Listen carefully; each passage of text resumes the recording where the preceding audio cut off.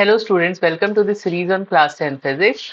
We are discussing chapter the human eye and the colorful world. This is fourth part of it. So let us start. इसमें हम discuss करेंगे atmospheric refraction. Atmospheric refraction क्या होता है? It is refraction of light by the earth atmosphere. Earth का atmosphere light को refract करता है. अब ये है कि क्यों रिफ्रैक्ट करता है? क्योंकि जो रिफ्रैक्शन होती है वो तब होती है जब लाइट एक मीडियम से दूसरे मीडियम में जाती है, और ये मीडियम कैसे होनी चाहिए? जिनकी ऑप्टिकल डेंसिटीज डिफरेंट हैं, तभी ये रिफ्रैक्ट होती है. अब होता ये है कि जो अर्थ एटमॉस्फेयर है उसके अंदर जो एयर होती है वो हमेशा सेम टेम्परेचर पे नहीं होती है. सारी एयर सेम टेम्परेचर पे नहीं होती है. कुछ लेयर्स जो होते हैं वो थोड़े से ठंडे होते हैं और कुछ लेयर्स जो होते हैं वो थोड़े से गर्म होते हैं. तो इसकी वजह से क्या होता है कि जो कोल्ड लेयर्स हैं, जहां पर ठंडी हवा है, वो लेयर्स जो हैं वो ऑप्टिकली डेंसर मीडियम होते हैं, और जो वार्म लेयर्स हैं वो ऑप्टिकली रेयरर मीडियम होते हैं. अब हम देखेंगे कि स्टार्स ट्विंकल क्यों करते हैं. स्टार्स इसलिए ट्विंकल करते हैं क्योंकि जो लाइट स्टार्स से आती है उसका एटमॉस्फेरिक रिफ्रैक्शन होता है. ये कैसे होता है इसको हम एक डायग्राम की हेल्प से समझेंगे. ये अर्थ है और ये अर्थ के चारों तरफ डिफरेंट लेयर्स ऑफ एटमॉस्फेयर हैं. यहाँ पर स्टार प्लेस्ड है. अब क्या होता है कि स्टार से जो लाइट अर्थ के एटमॉस्फेयर पे एंटर करती है वो यहाँ पर जो खड़ा हुआ ऑब्जर्वर है उसको सीधी नहीं मिलती है. वो अलग अलग एंगल्स पे बेंड होती है because of the different layers of atmosphere. तो वो ऐसे बेंड होते होते ये लाइट जो है ऑब्जर्वर तक ऐसे पहुंचती है. तो क्या होगा कि जब ऑब्जर्वर देखता है तो उसे लगता है कि स्टार यहाँ पर प्लेस्ड है, और फिर फिजिकल कंडीशंस चेंज होने की वजह से, फिजिकल कंडीशंस मतलब टेम्परेचर और डेंसिटी, ये चेंज होती रहती है अर्थ एटमॉस्फेयर की. तो इसकी वजह से जो ये बेंडिंग ऑफ लाइट है ये डिफरेंट एंगल्स पे होती है स्लाइट स्लाइट वेरिएशन के साथ. तो क्या होगा कि जो स्टार है ना वो ऐसे पोजीशन अपनी चेंज करता हुआ नजर आता है. तो एपरेंट पोजीशन जो है स्टार की वो शिफ्ट होती रहती है. Apparent position of the star keeps on shifting, और ये जो शिफ्ट इन द पोजीशन है इसकी वजह से हमें लगता है कि जो स्टार है दैट इज ट्विंकलिंग. लेकिन जो प्लैनेट्स हैं वो ट्विंकल नहीं करती हैं. तो अब इसको देखते हैं क्यों ट्विंकल नहीं करती हैं. स्टार्स जो होते हैं वो बहुत दूर होते हैं, तो इसलिए ऐसा लगता है कि वो बहुत छोटे हैं साइज में, और उनको हम कंसिडर कर सकते हैं as point source of light. तो जो अर्थ का एटमॉस्फेयर है जो कंटिन्यूअसली चेंज हो रहा है, उसकी वजह से क्या होता है कि लाइट के अंदर जो हमें स्टार्स से मिलती है उसके अंदर स्लाइट वेरिएशन होती है, जैसा हमने अभी देखा था, क्योंकि वो एटमॉस्फेयर से रिफ्रैक्ट कर रहा है. तो इसकी वजह से लगता है कि जो स्टार्स हैं वो ट्विंकल कर रहे हैं. अब आप इस डायग्राम से समझिए कि ये देखिए different layers of earth atmosphere हैं और ये स्टार है. ऑब्जर्वर यहाँ पर खड़ा हुआ है तो इसके लिए स्टार बहुत छोटा नजर आ रहा है, और ये प्लैनेट है. लेकिन प्लैनेट क्योंकि अर्थ के बहुत पास होती है तो ये इस ऑब्जर्वर को बहुत बड़ी नजर आ रही है. हालांकि स्टार्स भी बहुत बड़े होते हैं पर दूर होने की वजह से हमें बहुत छोटे नजर आते हैं.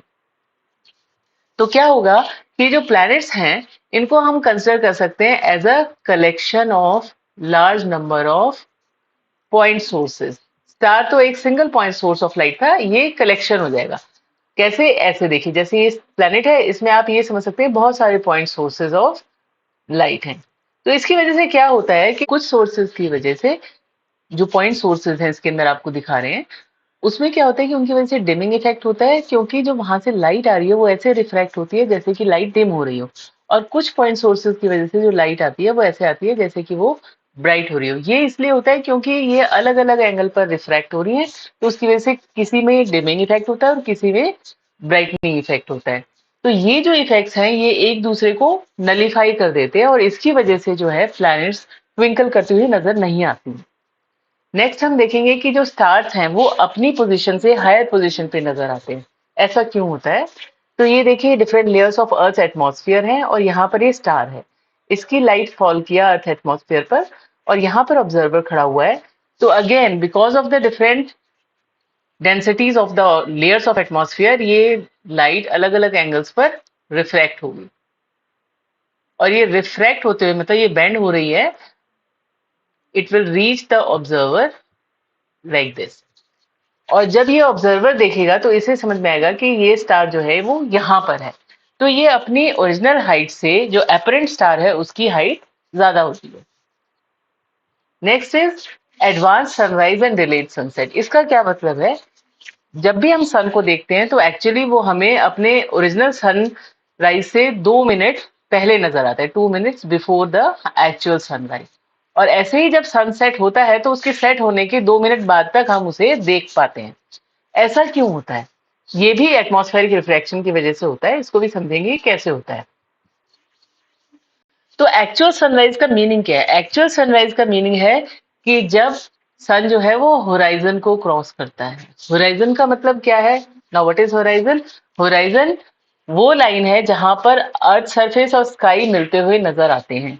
लेकिन ये जो सी होता है ना उसके पास ज्यादा क्लियरली नजर आता है। ये देखिए यहाँ पर, जहां पर ये आपको स्काई और ये पानी का ये लेयर मिलता हुआ नजर आ रहा है, दिस इज होराइजन। ऐसे ही जहां पर जमीन और आकाश मिलते हुए नजर आते हैं, दैट इज होराइजन। अब हम देखते हैं कि सनराइज हमें 2 मिनट पहले क्यों नजर आता है। तो ये देखिए अर्थ है, ये इसके चारों तरफ डिफरेंट लेयर्स ऑफ एटमॉस्फेयर हैं और यहाँ पर ऑब्जर्वर है। और ये जो रेड लाइन है this is representing the horizon.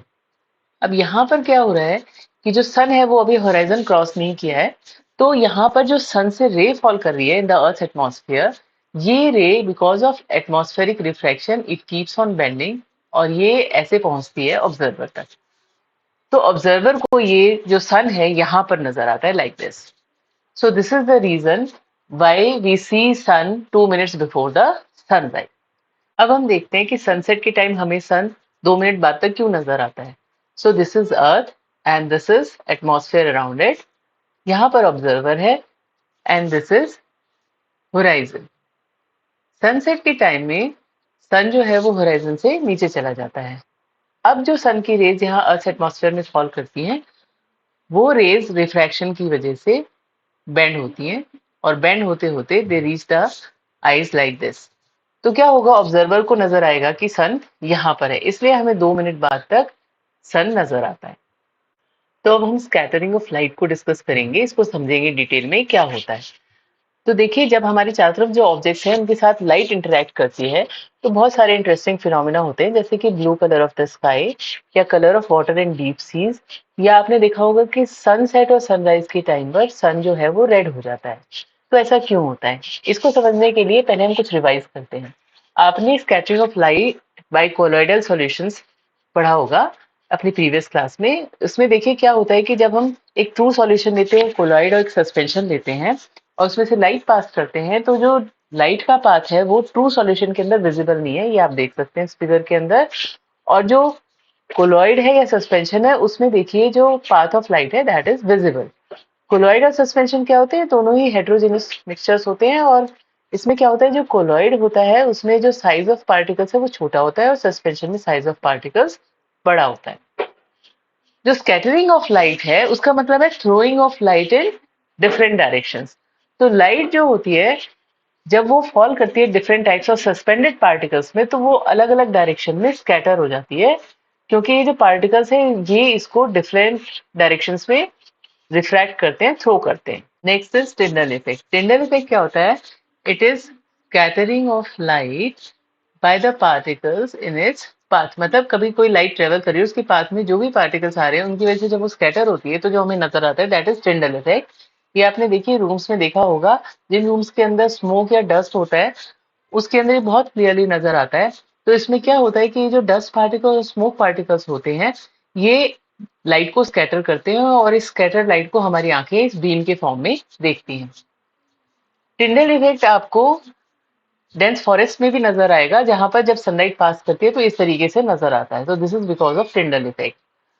तो यहाँ पर क्या होता है कि जो टाइनी वाटर ड्रॉपलेट्स हैं वो स्कैटर करती हैं सनलाइट को। अब जो सनलाइट का स्पेक्ट्रम है उसके अंदर रेड और ब्लू कलर्स सबसे ज्यादा डोमिनेंट होते हैं। लेकिन टिंडल जो है उन्होंने डिस्कवर किया, ये एक साइंटिस्ट थे, तो उन्होंने डिस्कवर किया कि जब व्हाइट लाइट पास करती है किसी लिक्विड के थ्रू जिसमें स्मॉल सस्पेंडेड पार्टिकल्स हो, तो स्मॉल सस्पेंडेड पार्टिकल्स की वजह से क्या होता है कि वो लिक्विड क्लियर होता है। तो उसके अंदर जो ब्लू लाइट है, ब्लू कलर जो होता है that is scattered much more as compare to red colour. This was observe by Tyndall.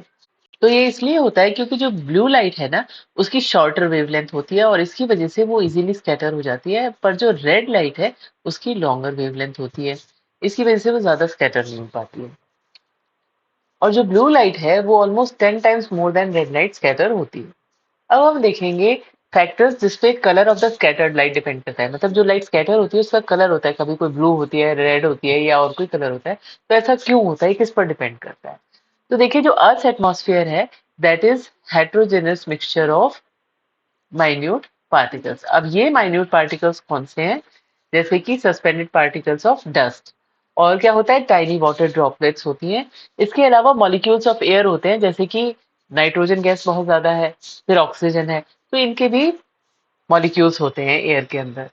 तो क्या होता है कि जब सनलाइट इन पार्टिकल्स पे स्ट्राइक करती है जो एयर के अंदर प्रेजेंट है, तो वो कैसे स्कैटर होती है डिपेंड करता है वेवलेंथ ऑफ लाइट पर, और ये डिपेंड करता है साइज ऑफ द पार्टिकल जिस पर वो हिट करती है। क्योंकि देखिए, अलग अलग साइज के पार्टिकल्स भी हैं और जो सनलाइट है उसके अंदर 7 डिफरेंट कलर्स भी हैं। तो अब हम इसको स्टडी करते हैं कैसे होता है। तो जो डस्ट पार्टिकल्स और वाटर ड्रॉपलेट्स हैं एटमॉस्फेयर के अंदर, उनका साइज बहुत बड़ा होता है as compare to the wavelength range of visible light.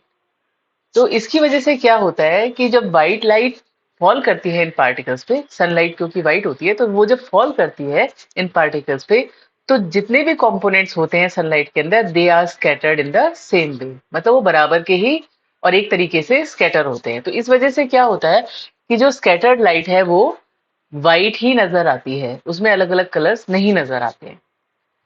लेकिन जो एयर मॉलिक्यूल्स हैं, जैसे कि नाइट्रोजन के और ऑक्सीजन के मॉलिक्यूल्स हैं जो एटमॉस्फेयर में प्रेजेंट होते हैं, वो छोटे होते हैं as compare to the wavelength of visible lights. तो क्योंकि ये छोटे होते हैं, तो जब इन पर व्हाइट लाइट फॉल करती है, तो जो डिफरेंट कलर्स होते हैं उस व्हाइट लाइट के अंदर प्रेजेंट होते हैं, वो स्कैटर होते हैं डिफरेंट वे में, अलग अलग तरीके से वो स्कैटर होते हैं। इसकी वजह से क्या होता है कि जो लोअर वेवलेंथ है, जैसे कि ब्लू है, वायलेट है, इंडिगो है, वो ज्यादा स्कैटर होते हैं, और जो रेड लाइट है वो सबसे कम स्कैटर होते हैं, that is scattered much less.